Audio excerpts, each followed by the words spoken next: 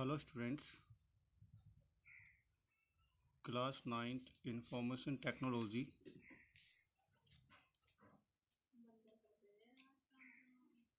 का part A employability skill का unit first communication skill का चैप्टर 1 हम पढ़ रहे थे।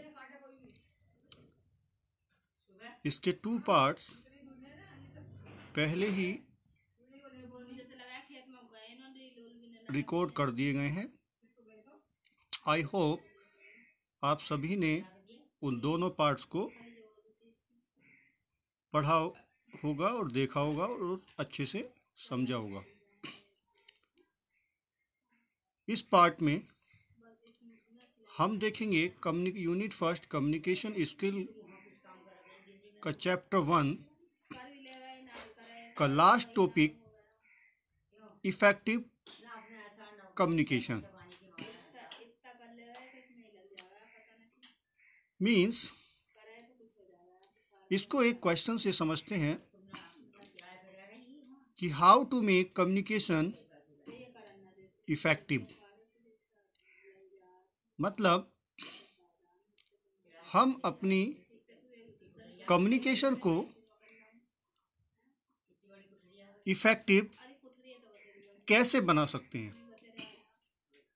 तो चलिए देखते हैं कि कम्युनिकेशन को इफेक्टिव बनाने के लिए हमें किन बातों का ध्यान रखना चाहिए। तो effective communication can happen if we follow the basic principle of professional communication skill. मतलब कि इफेक्टिव कम्युनिकेशन अच्छी हो सकती है यदि हम कुछ बेसिक प्रिंसिपल्स को फॉलो करें, और ये basic principles professional communication skill के लिए बहुत ज़रूरी होते हैं। These can be abbreviated as 7 C's means ये जो यानी कि पूरे 7 प्रिंसिपल्स हैं जिनकी का स्टार्टिंग लेटर जो है वो सी है। मतलब जितने भी प्रिंसिपल हैं वो सी से स्टार्ट होने वाले हैं, इसलिए इनको 7 C's ऑफ प्रिंसिपल कहा जाता है एक प्रोफेशनल कम्युनिकेशन स्किल के लिए। Okay, these are first one clear, second one conscious, third one concrete, coherent, complete, courteous and correct. These are the 7 basic principles to make effective communication. Now we are going to discuss all these principles one by one, means how can we affect your communication, how can we make effective communication with the help of these principles. Okay, तो first one clear. तो clear जो principal है ये इसका हमें किस तरह से ध्यान देना है। We clear about what you want to say whenever you talk to someone that we need to be speaking clearly। मतलब कि जब भी हम किसी से बात करें तो इस बात का ध्यान रखें कि जो भी कुछ आप बोल रहे हैं वो बिल्कुल क्लियर हो। सेकंड वन कॉन्साइज, जिसका मीनिंग होता है giving a lot of information in a few words. किसी बात को बहुत लंबे चौड़े में ना कह करके उसको एक थोड़े शब्दों में कह देना कॉन्सिस कहलाता है। तो ये बहुत ही इम्पोर्टेंट प्रिंसिपल है आपके कम्युनिकेशन में। अपनी ज़्यादा बात को थोड़े शब्दों में कह देना ही कॉन्सिस कहलाता है। इसको कैसे फॉलो करना है? Means use simple word and से ओनली व्हाट यू नीडेड। आप जो भी कुछ बोल रहे हैं, जो भी कुछ कहने की कोशिश कर रहे हैं, उसमें जो वर्ड आप यूज़ करेंगे तो वो वर्ड आप बहुत ज़्यादा सिंपल यूज़ कीजिए और उतना ही बोलिए जितना ज़रूरी हो। क्लियर? थर्ड प्रिंसिपल है कॉन्क्रीट। कॉन्क्रीट का मीनिंग होता है रियल और definite, means not only existing, imagination. यानी कि इसको हम सिंपल लैंग्वेज में कह सकते हैं कि जादुई भाषा ना यूज़ करें। जो भी कुछ बोले वो रियल होना चाहिए और आपके टॉपिक से रिलेटेड होना चाहिए और उसका कुछ मीनिंग होना चाहिए। हमेशा ध्यान रहे कि जो भी कुछ वर्ड आप बोल रहे हैं वो मीनिंगलेस ना हो, सेंसलेस ना हो। Clear?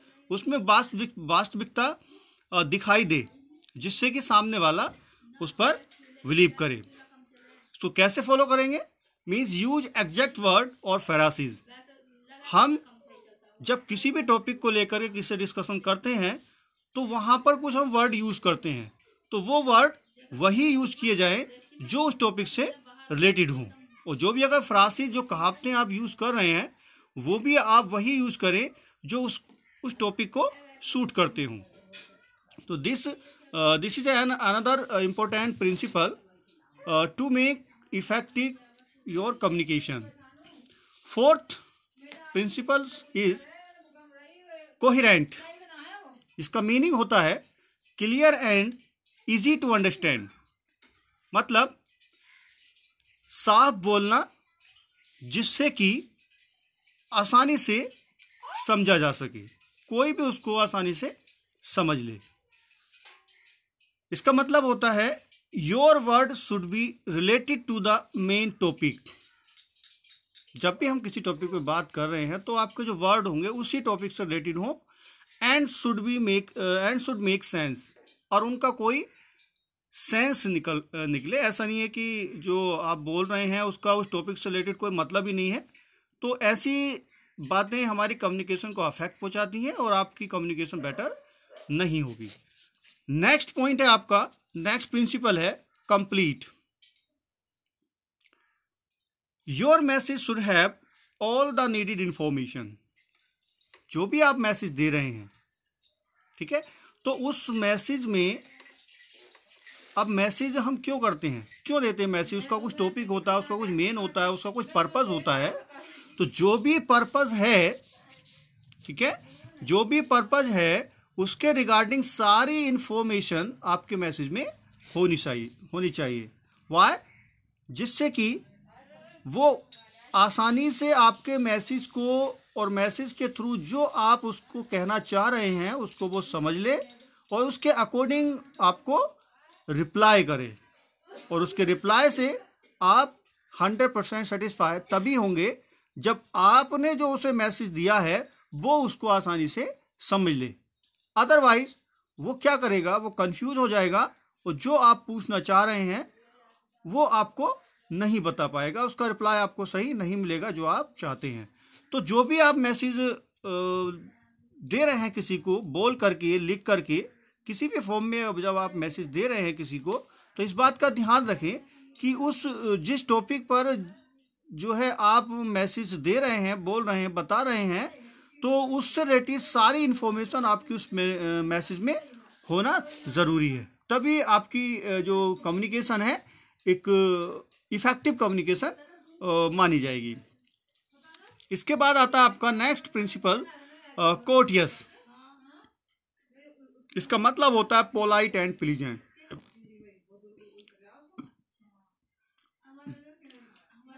I know the meaning of polite and pleasant very well.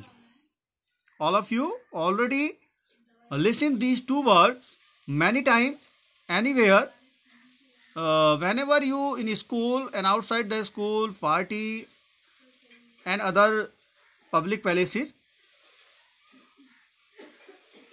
So these two words are not newly word, but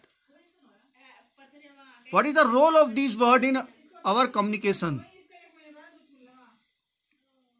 बिल्कुल, तो इसका मतलब क्या होता है कि पोलाइट और प्लीजेंट से हम क्या किस तरह से हम जो है अपनी कम्युनिकेशन को इफेक्टिव बना सकते हैं. It means we should be respectful, friendly and honest. मतलब हम जिससे बात कर रहे हैं तो उसको सम्मान दीजिए, पहली बात. उसके साथ फ्रेंडली व्यवहार कीजिए, तभी वो आपकी बात को ध्यान से सुनेगा. और जब आपकी बात को वो ध्यान से सुनेगा तो आपके क्वेश्चन का आंसर भी वो देगा. और जब आपके क्वेश्चन का आंसर उसे मिलेगा तो ये एक बेटर कम्युनिकेशन हो सकती है. तो पहली बात, उसको सम्मान दीजिए. जो भी बात आप उससे कर रहे हैं रेस्पेक्टफुली उससे बात कीजिए, फ्रेंडली व्यवहार रखिए और बी ऑनेस्ट. ठीक है, यानी कि जो बात उसको आप बता रहे हैं, कह रहे हैं, उसको विश्वास दिलाइए कि दैट इज ट्रू और you will be able to believe them. Okay, और जिससे कि आप पर बिलीव करने लगे. तो कोर्टियस का मीनिंग यही होता है कि आप कोर्टियस जो आपका प्रिंसिपल है इसको आपको फॉलो करना है एक अपनी कम्युनिकेशन को इफेक्टिव बनाने के लिए.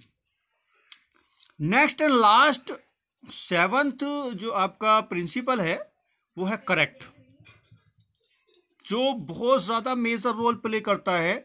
इससे पहले हमने एलिमेंट्स देखे थे कम्युनिकेशन के, उसमें हमने पर्सपेक्टिव्स इन कम्युनिकेशंस के कुछ फैक्टर्स देखे थे. उसमें हमने लैंग्वेज को डिस्कस किया था कि language should be very clear when ever you talk someone. Okay, otherwise your communication is very poor and you also be hesitate and no one can ask you, no one can talk to you, no one can meet you because your language is very poor. Okay, तो यहीं पर ये जो principal है 7th, ये भी कुछ उसी तरह इशारा करता है कि use correct spelling, language and grammar.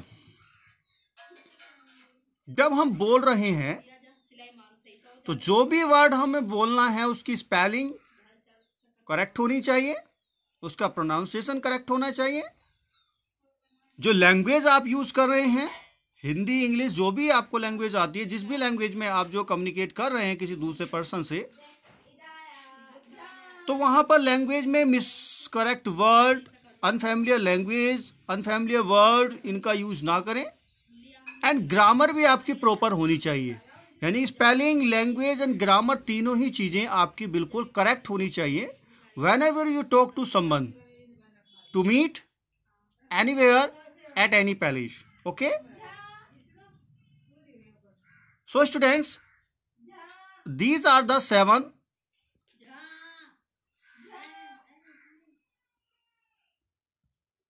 principles that helps to make communication effective.